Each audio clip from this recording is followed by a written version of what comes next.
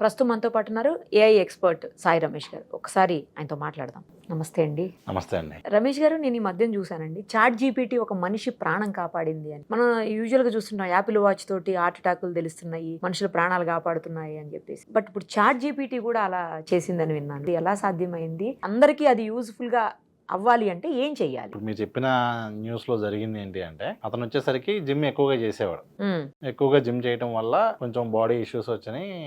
Medication వాడుతుంటే కూడా వీరు రికవరీ అవ్వాల. జనరల్ గా మనకి చూపించుకున్నాడు, తగ్గట్లేదు. సరేలే అని చెప్పి అదే సేమ్ ఆ సింటమ్స్ ఏవైతే ఉన్నాయో వాటన్నిటిని డీటెయిల్డ్ గా చాట్ జీపీటీకి ఇస్తే అదేం చెప్పిందంటే ఫలానా ఇష్యూ అని చెప్పి ఒక ప్రాబ్లం చూపించింది. ఉహుం. సరేలే అని చెప్పి డాక్టర్ గారి దగ్గరికి కూడా వెళ్ళి ఇదిగోండి ఇలా చూపించిందని చెప్పి దానికి సంబంధించిన టెస్టులు అన్ని చేయిస్తే అది కరెక్ట్ అని చెప్పి వచ్చింది. అంటే సేమ్ సిమిలర్ అక్కడ వచ్చిన సింటమ్స్ కి అక్కడ చూపించిన దానికి వీళ్ళు మళ్ళీ దానికి సంబంధించిన టెస్టులు చేయించిన దానికి టాలీ అయింది. ఓకే. అది కొంచెం ప్రమాదకరమైనటువంటి పరిస్థితి. అంటే తెలియకపోతే చూడకపోతే కొన్ని రోజుల్లో చాలా ఇబ్బంది అయ్యేటువంటి పరిస్థితి ఉంది. సో అది జిమ్ ఎక్కువగా చేసే వాళ్ళలో వస్తుంది. ఓకే. సో అతనికి ఆ ప్రాబ్లం వచ్చిందండి. కాకపోతే ఏంటంటే జనరల్ మనమైన తలనొప్పి ఉందనుకోండి, తలనొప్పి అని చెప్పి జనరల్ మన తలనొప్పికి ఏదో టాబ్లెట్ వేసుకుని ఉంటాం. సేమ్ అలాగే మామూలు మెడిసిన్ తో తగ్గట్లేదు అని చెప్పి కొంచెం మనకు అనిపించింది కదండి బాడీకి, అంటే ఇదేదో నార్మల్ తలనొప్పి కాదు, కొంచెం ఏదో తేడాగా ఉంది అని అనిపిస్తుంది కదా. అప్పుడు సరేలే అని చెప్పి సరదాగా చాట్ చేశాడు. దానికి ఏంటంటే మనం చాట్ జీపీటీతో డయాగ్నోస్ చేసుకోండి అనేది మనం ఎవరికి చెప్పట్లేదు. అదేలేండి. ఎందుకంటే మీరు 4-5 సింటమ్స్ ఇస్తే అది దానికి సంబంధించిన పాసిబిలిటీస్ ఉన్నాయి అన్నీ చూపించింది. మళ్ళీ అది భయపడతారు. భయం, అదే అంటున్నాను, భయం కూడా వేస్తుంది. ఖచ్చితంగా భయపడే పరిస్థితే ఉంటుంది ఎక్కువ. ఎందుకంటే వీళ్ళు ఇవ్వటం రాంగ్ ఇచ్చినా కూడా అది కొంచెం నాకు ఇక్కడ లైట్ మైల్డ్గా అనిపిస్తుంది అనే దగ్గర కొంచెం అటు ఇటుగా ఉందనుకోండి, అది ఆటోమేటిక్గా దాన్ని బట్టి మారిపోతుంది కదా. కాకపోతే ఏంటి అంటే రిపోర్ట్స్ ఇచ్చి అనలైజ్ చేయడానికి వాటన్నిటికైతే మంచిగా ఉపయోగించుకోవచ్చు అండి. సో మనం చాట్ జీపీటీకి మన రిపోర్ట్స్ అప్లోడ్ చేస్తే అది మొత్తం అనలైజ్ చేసి చెప్తుంది ఏమైంది ఏంటి అని. ఇప్పుడు గురోకే అని చెప్పి మీకు లాస్ట్ టైం ఉంది, దానిలో ఎక్స్రే అప్లోడ్ చేస్తే ఆ ఎక్స్రేని చూసి కూడా మనకు అది పర్ఫెక్ట్ ఇది ఇస్తుందండి. డయాగ్నోసిస్ చేసేస్తుంది. డయాగ్నోసిస్ ఇవ్వదు, ప్రాబ్లం.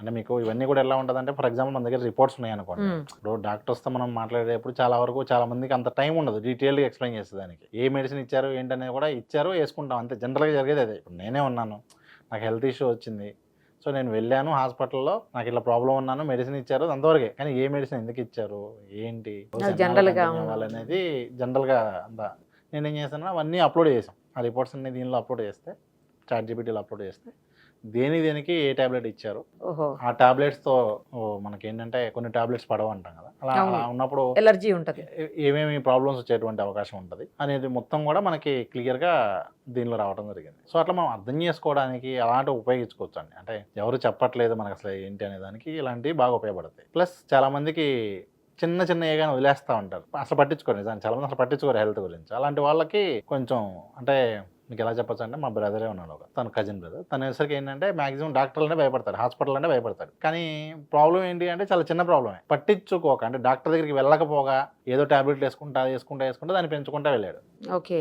తీరా ఇక ఒకనొక టైంలో ఇట్లాగే మన వీడియోస్ చూస్తూ ఏఐ అది చేయొచ్చు అంటే సర్లే అని చెప్పి ట్రై చేశాడు. మనం చాలా వీడియోస్లో చాలా టాపిక్ తనకు కూడా ఏంటంటే ఏఐ అన్నీ చేయొచ్చు అంటున్నాం కదా అన్నట్టుగా ట్రై చేశాడు. చేస్తే అసలు ఆయనకు ఉన్న ఇష్యూ చాలా చిన్నదని తెలిసి అప్పుడు వెళ్ళాడు హాస్పిటల్కి. ఒక టాబ్లెట్తో 2 సంవత్సరాలుగా తను పోస్ట్ పోన్ చేసుకుంటూ వస్తున్నాడు. అంటే చిన్నదే కదా అని. ప్రాబ్లం ఏంటి, జస్ట్ జాయింట్ పెయిన్స్ అండి, కంప్లీట్ జాయింట్ పెయిన్స్. నిద్రలో వేసేసరికి ఫుల్ జాయింట్ పెయిన్స్ ఉంటాయి. అలా అని మోకాళ్ళు వెళ్ళి చూయించుకుంటే అట్లా ఏం ప్రాబ్లం లేదు. జనరల్ గా చూయించుకున్నాడు, అదేం అవ్వలేదు.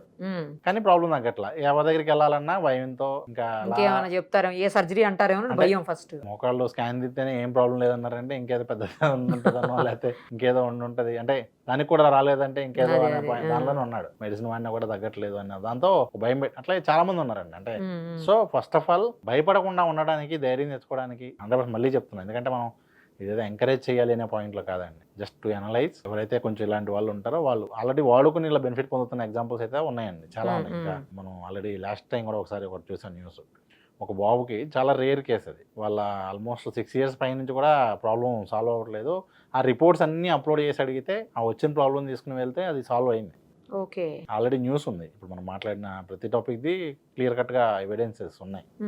సో చాట్ జీపీటీతో సొల్యూషన్స్ లేని వాటికి కూడా సొల్యూషన్స్ పట్టుకున్న ప్రాబ్లమ్స్ అయితే ఉన్నాయి. కానీ జనరల్గా అంటుంటారు కదండి, నెట్లో చూసి ఏదో ఇన్ఫర్మేషన్ తీసుకుంటే అవన్నీ ఫేక్ అవుతాయి, మళ్ళీ వాటి వల్ల లేనిపోయిన ఇష్యూస్ అవుతాయి, ఇట్లా చెప్తూ ఉంటారు కదా డాక్టర్స్. అసలు నెట్లో సెర్చ్ చేయవాకండి అని చెబుతారు చాలా మంది డాక్టర్స్ చెప్తూ అవునండి విన్నాను. ఎందుకంటే ఇప్పుడు అదే చెప్తాను, ఇప్పుడు ఒక 4-5 ప్రాబ్లమ్స్ కలిపి అడిగినప్పుడు ఆ 4-5 ప్రాబ్లమ్స్ కామన్గా వచ్చే డిసీజెస్ అన్నీ ఉంటాయి. ఇప్పుడు అది పెద్ద పెద్ద డిసీజుల్లో ఈ 4 సింటమ్స్ ఉంటాయి, అది కూడా వస్తుందిగా. దానివల్ల ఏమైపోతుందంటే అదే ఇదా అని చెప్పి కొంచెం కన్ఫ్యూజ్ అయ్యి ఎక్కువ ఛాన్సెస్ ఉంటాయండి. 100%.